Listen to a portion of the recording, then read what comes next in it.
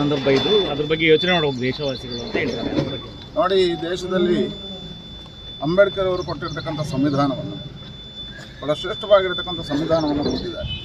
ಆದರೆ ಕಾಂಗ್ರೆಸ್ಸಿನ ಆಡಳಿತದಲ್ಲಿ ಕೇವಲ ಅಂಬೇಡ್ಕರ್ಗೆ ಮಾತ್ರ ಅವಮಾನ ಮಾಡಿರಲಿಲ್ಲ. ಅವರ ವಿಚಾರಧಾರೆ ಸಿದ್ಧಾಂತಕ್ಕೆ ಕೊಡಲಿ ಏಟನ್ನು ಕಾಂಗ್ರೆಸ್ ಕೊಟ್ಟಿದೆ. ಈ ದೇಶದಲ್ಲಿ ಪ್ರಜಾಪ್ರಭುತ್ವದ ಕಗ್ಗೊಲೆಯನ್ನು ತುರ್ತು ಪರಿಸ್ಥಿತಿಯ ಮುಖಾಂತರ ಕಾಂಗ್ರೆಸ್ ಮಾಡಿ, ಮೊದಲ ಸಂವಿಧಾನದ ಕಗ್ಗೊಲೆಯನ್ನು ಕಾಂಗ್ರೆಸ್ ಮಾಡಿ, ಇವತ್ತು ಒಟ್ಟಾರೆಯಾಗಿ ಈ ದೇಶದಲ್ಲಿ ಕಾಂಗ್ರೆಸ್ನ ಆಡಳಿತದ ಕಾಲಘಟ್ಟದಲ್ಲಿ ಪ್ರಜಾಪ್ರಭುತ್ವ ಮತ್ತು ಸಂವಿಧಾನದ ಕಗ್ಗೊಲೆಯನ್ನು ಕಾಂಗ್ರೆಸ್ಸೇ ಮಾಡಿತ್ತು. ಅಲ್ಲ, ಆ ಶಬ್ದಗಳನ್ನು ಕೈ ಬಿಡಬೇಕು ಅಂತ ಹೇಳಿ ಜಾತ್ಯತೀತ ಮತ್ತು ಸಮಾಜವಾದವನ್ನು ನೋಡಿ, ಈ ಶಬ್ದಗಳನ್ನು ಕೈ ಬಿಡಬೇಕು ಅನ್ನತಕ್ಕಂಥ ಉಲ್ಲೇಖವನ್ನು ಸಂಘ ಮಾಡಿದೆ. ಈ ಶಬ್ದಗಳು ಸಂವಿಧಾನದ ಪುಸ್ತಕದಲ್ಲಿ ಅಂಬೇಡ್ಕರ್ ಬರೆದಿಲ್ಲ ಅನ್ನುವಂಥದ್ದು. ದಟ್ ಮೀನ್ಸ್ ಇರಲಿಲ್ಲ, ಹಾಗೆ ಇರಲಿಲ್ಲ, ಅದನ್ನು ಕಾಂಗ್ರೆಸ್ ಸೇರಿಸಿದೆ, ಇಂದಿರಾ ಗಾಂಧಿ ಸೇರಿಸಿದ್ದಾರೆ ಅನ್ನುವಂಥದ್ದು ಸ್ಪಷ್ಟ. ಅಲ್ಲ, ಈಗ ತೆಗಿಬೇಕು ಅಂತ ಅದ ಇರಲಿಲ್ಲ ಅನ್ನುವಂಥದ್ದಿದೆ, ಚರ್ಚೆಗೆ ಬರಲಿ ಅಂತ ವಿಚಾರವನ್ನು ಹೇಳಿದ್ದಾರೆ.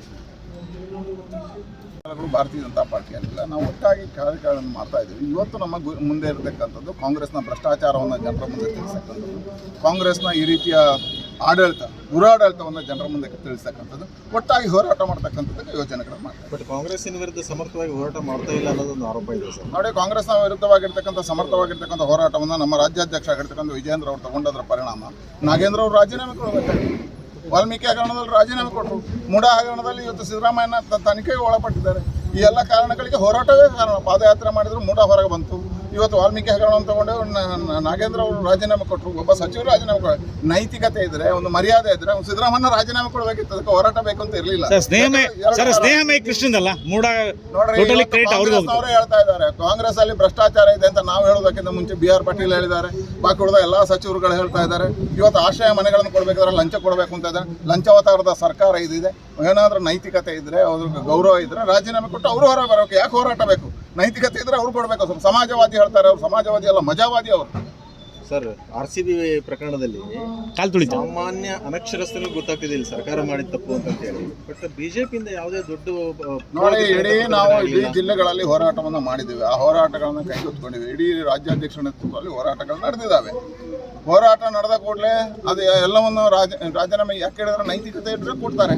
ನೈತಿಕತೆ ಇಲ್ಲದವ್ರ ಹತ್ರ ಹೋರಾಟ ಮಾಡಿ ಏನು ಕಾನೂನು ರೀತಿಯ ಹೋರಾಟಗಳು ಮಾಡಬೇಕು, ಬೇರೆ ರೀತಿಯ ಹೋರಾಟಗಳು ನಮ್ಮ ಪಾರ್ಟಿ ಗೊತ್ತಿದೆ. ಸರ್, BK ಹರಿಪ್ರಸಾದ್ ಅವರು ಕರಾವಳಿ ಭಾಗದಲ್ಲಿ ಬಂದು ಶಾಂತಿ ಸಂದೇಶ ಸಾರಕ್ಕೆ ಹೋಗ್ತಾ ಇದ್ದಾರೆ. ಈ ಕುರಿತಂತೆ ಬಿಜೆಪಿ ಅವರೆಲ್ಲ ಅಲ್ಲೆಲ್ಲ ವಾತಾವರಣ ಹದಗೆಡಿಸಿದ್ದಾರೆ. ಶಾಂತಿ ಸಂದೇಶ ಮಾಡೋಣ ಅಂತ ಹೋಗ್ತಾ ಇದ್ದಾರೆ. ಏನು ಹೇಳ್ತೀರಿ? ಅಲ್ಲಿ ಅಶಾಂತಿಯೇ ಇರಲಿಲ್ಲ, ಶಾಂತಿಯುತವಾಗಿರ್ತಕ್ಕಂಥ ವಾತಾವರಣ. ಅಶಾಂತಿಯನ್ನು ನಿರ್ಮಾಣ ಮಾಡಿದವರೇ ಕಾಂಗ್ರೆಸ್ಸಿಗರು. ಹಾಗಾಗಿ ಅವರಲ್ಲಿ ಶಾಂತಿ ನಿರ್ಮಾಣ ಮಾಡ್ತಾರೆ. ಧನ್ಯವಾದ. ಅದಕ್ಕೆ ಯಾರು ಹೇಳಬೇಕು? ಎಲ್ಲರೂ ಹೇಳ್ತಾ ಇದ್ದಾರೆ ಸಿದ್ದರಾಮಯ್ಯ ಅವರು ದಿವಾಳಿ ಮಾಡ್ತಾ ಇದ್ದಾರೆ, ರಾಜ್ಯ ಲೂಟಿ ಮಾಡ್ತಾ ಇದ್ದಾರೆ, ರಾಜ್ಯ ಸೋರಿಕೆ ಆಗ್ತಾ ಇದೆ. ರಾಜ್ಯ ಇವತ್ತು ಆಡಳಿತದಲ್ಲಿ ಭ್ರಷ್ಟಾಚಾರಗಳು ತುಂಬಿದೆ. ಒಂದು ಕಡೆಯಿಂದ ಆಡಳಿತದಲ್ಲಿ ಇವತ್ತು ರಕ್ಷಣೆಗಳಿಲ್ಲ. ಇವತ್ತು ಆಡಳಿತ ವ್ಯವಸ್ಥೆ ಕುಸಿದಿದೆ. ಇವತ್ತು ಪೂರ್ತಿಯಾಗಿರ್ತಕ್ಕಂಥ ಸರ್ಕಾರ ಎರಡು ಕಾರಣದಲ್ಲಿ ಇದೆ. ಒಂದು, ಮುಖ್ಯಮಂತ್ರಿ ಸ್ಥಾನವನ್ನು ಉಳಿಸಿಕೊಳ್ಳಲಿಕ್ಕೆ ಸಿದ್ದರಾಮಯ್ಯ ಹೋರಾಟ ಮಾಡ್ತಿದ್ದಾರೆ. ಮುಖ್ಯಮಂತ್ರಿ ಸೀಟನ್ನು ಹೇಳ್ಕೊಳ್ಳಿಕ್ಕೆ DK ಅವರು.